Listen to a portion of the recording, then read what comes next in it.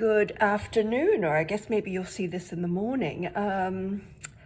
So I have three themes I'm going to talk about today. And first is sort of this whole crypto art, NFTs and so forth, because tonight I'm hoping I get to see Beeple, or Mike Winkleman, who lives in Fond du Lac, Wisconsin. Anyway, he's the guy who's probably the most famous NFT artist. He sold this piece for $70 million at Christie's. And he's having an opening tonight at a regular gallery called Jack Hanley in Tribeca. So I'm hoping he's going to be there, and I hope I get a photo. And if I do, it will be on the blog when you see it today. But I really don't know. And then on the same theme, I'm also writing about this Viceverse, which is this thing that Vice Media is doing. So they had Björk Ingels, was the architect from, I think, Copenhagen. He sort of created this metaverse thing for them. And they're talking about it as being, this is like the culture of the future and so forth. And I would have been 100% with them on this until I wrote about it, that Giphy did that pop-up just down the street from me. And they put so much effort into it. And, it was pretty kind of amazing in a way, except it was up for almost a month. And I think if 5 people stopped to look at it, that was a lot. So that really was a reality check for me about whether or not, there's anything to the metaverse or not. Secondly, I'm also writing about all this really cool stuff that's happening in Midtown, all these hotspots, especially around Rockefeller Center. So this week, I think it was on Monday or Tuesday, this new bar called the Pebble Bar opened, a fantastic team behind it. And one of the investors is Pete Davidson, and you'll know what a hottie I think he is. Anyway, they have taken over this 4-story building that used to be, I think it was called Hurley's.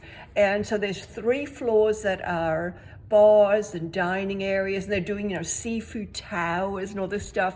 And then the 4th floor is called Johnny's, because like Johnny Carson used to go there apparently when he was doing the night show, whatever it was called. Anyway, and that's a private dining event, and there's like a private elevator to that, and they've got like a big black piano in there. Anyway, we're going, Rodrigo and Elliot and I have a reservation. We're going to go next Friday, so I'm really looking forward to that. On top of that, we're also getting in that same area, we're getting Din Tai Fung, which all my West Coast friends are like, oh my God, I can't believe you're finally getting that. Avra, which is a Greek restaurant that I really like, is opening up a huge space right there on 6th Avenue as well. And then there's this place called Bill's Supper Club, which closed. Again, it's like a really old-timey place. It closed a few years ago, and it's being taken over by this sort of celeb hospitality guy. So there's just a lot of interesting things happening. Then, of course, Benoit, which I wrote about last week, is in that area as well. And then the third thing I want to talk about are apps. So this new one that I just discovered, it's not new, it's only a few years old. It's called Luggage Hero. And I normally stay in hotels. I'm not an Airbnb person, but it was started by this guy out of Copenhagen who was I don't know where he was somewhere in Europe, and he had checked out of his Airbnb, and they had all this luggage, but his flight wasn't until the end of the day. So he started this app, and they've made all these connections, and they say they've really checked them out because security would be a really big deal with all these, like whether it's restaurants or coffee shops or even shops where you go on the app and you can leave your luggage there. And it's anywhere from like $1 to like $8. It's like a flat rate. And they're saying that the businesses like it because it brings foot traffic in. Now, New York is apparently their biggest market worldwide. They're in 45 countries.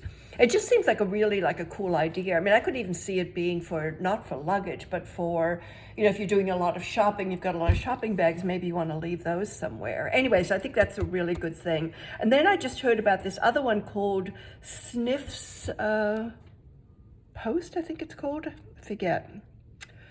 But it's in the blog. And that is kind of like it's like an Airbnb for dogs, for your backyard. So what they're doing, and apparently it's just sort of started to take off in Vegas. So if you've got a dog and you live in an apartment, you could, or if somebody's got a yard, a backyard that's fenced in, you can post that space on this app, and then people can come and bring their dogs there. And like some people, they're saying make, $1,500 to $2,000 a year off this thing. I don't know. This strikes me a little bit more as being like that thing a few years ago where people were kind of renting out their backyard swimming pools to people, and then like busloads of people were coming and all the neighbors got mad. I mean, I don't know, but it's been around since 2018. And then my final thing is I have this tip for you on drinking, because on Tuesday, my friend Susan Koenig took me out for lunch, which was fabulous. We were celebrating Mardi Gras. We went to this place called 1803 and it was great.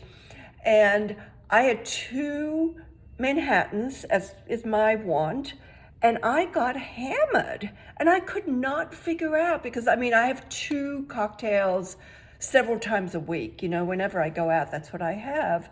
And I was just like, oh my God, what happened to me? So anyway, the next day after I recovered, I did some Googling on this, and apparently one of the things that can happen is if you have not hydrated sufficiently before you start drinking, the alcohol has that much more impact on you. And in this instance, because I have SodaStream, and I always, drink a bottle of that during the day. So I have a whole bottle of that, plus, some extra kind of water. And then when I go out to eat or drink or whatever, I generally also will order sparkling water, which we did not do when we were out. Because when I ordered the sparkling water, I just sort of feel like, yes, I want to drink this because I've paid for it, So anyway, so that was that. So I'm just like, I was horrified. I have not been hammered like that, and like on 2 drinks, which is really like kind of lame. So anyway, in the future, this is if you go out, make sure you drink water beforehand, not just during the drinking. And that's it. And wish me luck tonight for Beeple. I would love it if we could meet him, or at least take a picture of him. So that's it, my loves. Until next week. Bye.